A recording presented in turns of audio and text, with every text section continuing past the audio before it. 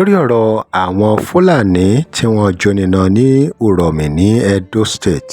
báyìí ti sọ̀rọ̀ wòlíì Ṣẹ́gun Adébáyọ̀ wọn ní bálọ̀ bá lọ àbọ̀ àbọ̀ wọn ní ẹ wo nǹkan tó máa ṣẹlẹ̀ l'Ondo ó máa lágbára látàrí èyí tẹ́ ẹ rí lẹ́ẹ̀dọ́ yìí ó wípé àsìkò ti tó tí àwọn Yorùbá tán máa dìde fúnra wọn pé ẹ wo gbogbo èyí tẹ́ ẹ ṣì ń rí yìí pé kékeré ni o wípé àfi kí wọ́n pín orílẹ̀-èdè yìí bàbá yìí ló sọ̀rọ̀ yìí o tí wọ́n yọ kò mú òkun ẹ̀ jáde o tí wọ́n sọ ìdí tó ṣe ń láti rí bẹ́ẹ̀ àti pé kí ló máa ṣẹlẹ̀ kí ni bàbá yìí sọ nípa Àsárì-Tòkunbọ̀ àti àwọn ará Niger Delta tí tó tún wá fi kan gbogbo ilẹ̀ Yorùbá pátápátá kí wọn bàbá yìí sọ nǹkan kan nípa àwọn Fúlàní pé nígbà tó bá yá nígbọ̀n nǹkan tó ń jẹ́ Fúlàní mọ́ ṣé ẹ lóòótọ́ àwọn èèyàn ti rò ó pé ipe ṣé kì í ṣe pé àwọn Fúlàní darandaran yìí á fẹ́ gbẹ̀san àti bẹ́ẹ̀ bẹ́ẹ̀ ẹ wo báwo ló ṣe máa jẹ́ gangan kí ló máa ṣẹlẹ̀ lẹ́yìn gbogbo èyí tó ṣẹlẹ̀ nílùú Ẹdó yìí gbogbo ẹni bàbá yìí ti tó lẹ̀ ọ́ nínú fọ́nrán yìí ẹ já gbọ́ ẹ̀kúnrẹ́rẹ́ lẹ́nu wòlíì Ṣẹ́gun Adébáyọ̀.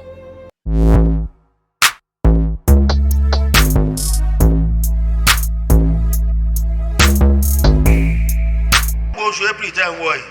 Know the month of April that we are about to enter. Ìjì yòówù kó lè jà kò ní kàn yín. No matter the storm that will rage, none will come near us.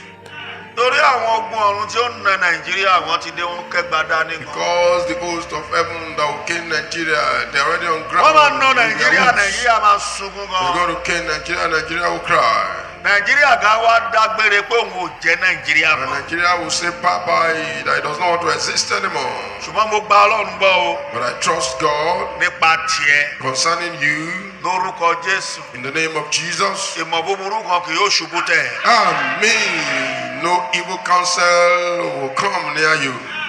Nínú ìjì yẹn ò ní wọ́mọtì. Amen. Nínú ìjì yẹn ò ní wáyàtì. Amen. Bàdé bá ń ṣàbí ò ní wọ́kọ̀ ẹ̀ tì. Amen. Mẹ́wàá ní ọwọ́ Ọlọ́run. But make sure you're in the hand of God. Ẹ wà ní ọwọ́ Ọlọ́run. Make sure you're in the hand of God. Àti president àti vice president àti sultan kò sóhun tó lè ṣe sí. The president, the vice president, Orílẹ̀-èdè yìí the máa sultan, pín ní. there's nothing they can do about it. This nation is going to go on their own different path. Kò sọ́gbọ́n tó lè dá sí. There's nothing they can do. Wọ́n ṣe kankan fáwọn Fúlàní ní Edo State ní Benin lánàá. Wọ́n sọnù wọ́n da petrol sí gbogbo wọn lára. They did Wọ́n something jó wọn. to the Fulanis in Edo State yesterday. Gúrúgúrú. They were set on fire. Bọ́dá tá lọ bá lọ àbọ̀ ti fẹ́ bọ̀ báyìí. Ẹ̀rìn tí Ondo State máa ń ṣe lọ́jọ́ mẹ́ta yìí. Well, Ondo State will do very soon. Mo ti wo fíìmù Ondo State When you're watching Ondo State film, ní òru ìjẹta mọ́júmọ́ náà. Ẹ máa ń tán máa ṣe. you'll see what they're going to do. Ẹ wo apá àwọn àmì kan ò lè ka.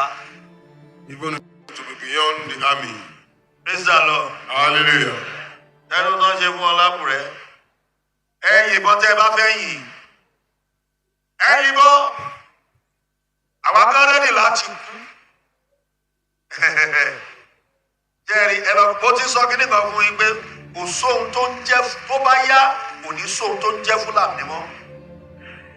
Àti nílẹ̀ Haúsá gan, àti nílẹ̀ Yorùbá, àti nílẹ̀ Bínúbẹ̀tì, àti àwọn Niger Delta ti ẹ̀ pa wọ́n ṣeré tí wọ́n ní. Àsárì fúnra ẹ̀ ológogoro. Praise the Lord. Hallelujah. Ẹ jẹ́rìí wọn pé wọ́n kidnap Delta wọ́n Fúlàní wọ́n lọ yí wọ́n mọ́lé ni. Gómìnà kan nínú gómìnà Yorùbá mo gbàdúrà mo rí àgbákò láwájú ẹ̀ ó ti ẹ̀yẹ gan fi wọ́n jófin ó dẹ̀ ń dùn mí pé Akérédolú ti lọ má ṣe o àwọn eléyìí ń jẹ pẹpẹ súùpù wọn kówó jẹra ẹ̀. Fúlàní àwa lè fèsì wa ni. Fúlàní ò lè fèsì wa. No, they can't. Ìbí àwọn tó ń wá 2007 tí wọ́n rí tí mọ oorun tó máa sùn mọ́jú. Àwọn náà ń dá gbogbo wàhálà yìí lẹ̀. èmi mọ̀ pé ìjì iṣẹ́ ò ní nípìn bẹ́ẹ̀. Amen. Ẹ fọkàn yín balẹ̀. Let your mind be at peace. Ẹ fọkàn yín balẹ̀. Let your mind be at peace. Ilé ìgbìmọ̀ aṣòfin àwọn ogun ọ̀run tí wọ́n ti ṣẹ́lẹ̀ wọn. Olórí kò ní irú náà máa bá kiri. Ọ̀rọ̀ ẹ̀ mẹ́kọ̀ọ́. Iṣẹ́ tó ti parí látọwọ́ Ọlọ́run àwọn ọmọ ogun ni. Ṣé tó ń jẹ́ Nàìjíríà wọ́n jẹ ìtàn máa jẹ. Praise the Lord. Hallelujah. Wọ́n ní kó gbàdúrà nígbà tí Yorùbá nation bá máa dé ọmọ rẹ̀ síwájú. Amen. Pray that when the Yoruba nation will come, your own children should be Àìkọ́lẹ̀ on ọ̀. top. They should lead. Jẹ́rú ní èdè Yorùbá táwa yìí. This Yoruba nation that we are in, Àrà tí Burkina Faso dá lọ́wọ́lọ́wọ́ the wonders that Burkina Faso is performing presently kékeré ni. is small. Jẹ́rí nígbà tí ẹ bá dá dúró láàrin ọdún méjì mẹ́ta ẹ kọ́ máa bára yín jà. Ògùn máa bá Ọ̀yọ́ jà, Ọ̀yọ́ máa bá Ọ̀ṣun jà, Ọ̀ṣun máa bá gbogbo wa ya àsọyá wa ṣe kíni. Ohun tó bá máa dá wàhálà gbọ́dọ̀ ṣe kíni. A ti wo fíìmù kọjá ló jẹ́ bẹ́ẹ̀. Ẹgbẹ́ ilé ìtàn àtọ́júyọbọ àti jagabandi àti jagabandi jẹ́rí ẹ múra ẹ̀rọ jẹ́lé o ẹ̀rọ jẹ́lé ẹ̀rọ sọ wípé ká ẹ̀rọ jẹ́lé má jẹ́ kí gàrí ẹ̀ tán lọ́ra kúlíkúlí àpò gàrí jẹ́ pọ̀ ra ṣúgà Stock up your store. ra ṣúgà oníbáàgì ńlá ó lé ẹ̀yin tẹ́ ń lo bọ́ o tó bá yá ẹ̀ ní répo ẹ ti gbọ́ báyìí ẹ lọ tètè lọ ṣọkànga ẹ lè máa rómi mu lọ kógi ilé igi gbogbo wá òkúta tó máa fi gbóhùn kaná. Praise the Lord. Hallelujah. Ó táwọn ń sá fún yín irọ́ pọ̀ lórílẹ̀‐èdè. There are too many lies in this nation. Ẹ kọ́lẹ̀ Write it down. àṣírí NNPC máa tú lẹ́jọ́ mẹ́ta yìí. The secret of NNPC will be exposed. Ẹ very soon. kọ́lẹ̀ Write it down. ẹ ṣe bá ṣírí wọn tún ní stéètì báyìí ẹ bó ṣe bá rí NNPC náà nìyẹn. Ẹ gbọ́ wíní ẹ gbogbo fíìmù tá a ṣe ń wò wá èyí tó fẹ́ jáde báyìí. Ẹ wo bí gbogbo fíìmù tá a ṣe ń wò wọn gbọ́ pé ẹ lọ palágbájá ìmọ̀lé ó ń bọ̀ kẹ̀rẹ̀kẹ̀rẹ̀ èmi kàn mọ̀ pé tó bá jẹ gbì ló máa ṣe kí ni bí ṣe politician.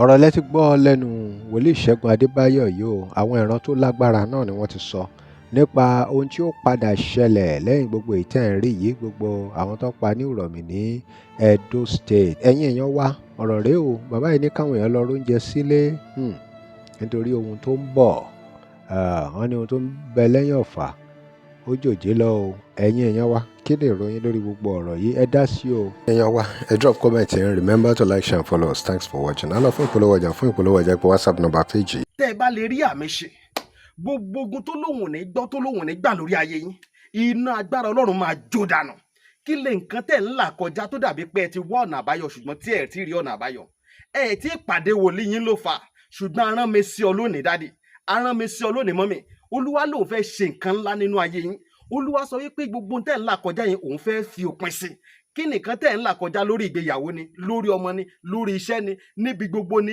bóyá ogun kan ló dàbí pé ogun yẹn le ẹ ti gbìyànjú kò tíì sí ọ̀nà àbáyọ ẹ jẹ́ àjọ gbàdúrà ẹ jẹ́ àjọ wọ ojú Olúwa kí làṣírí ogun yẹn gangan ẹ jẹ́ àjọ wádìí lọ́wọ́ Ọlọ́run ká dẹ̀ mọ ọ̀nà àbáyọ ẹ̀rọ ìbánisọ̀rọ̀ tẹ́ fi pè mí fún àdúrà àti ọ̀nà àbáyọ òun náà ni +234 7025 47 5427 +234 7025 47 5427 bẹ́ẹ̀ ṣe ń pè mí fún àdúrà lórúkọ Jésù ẹ máa rí ìyanu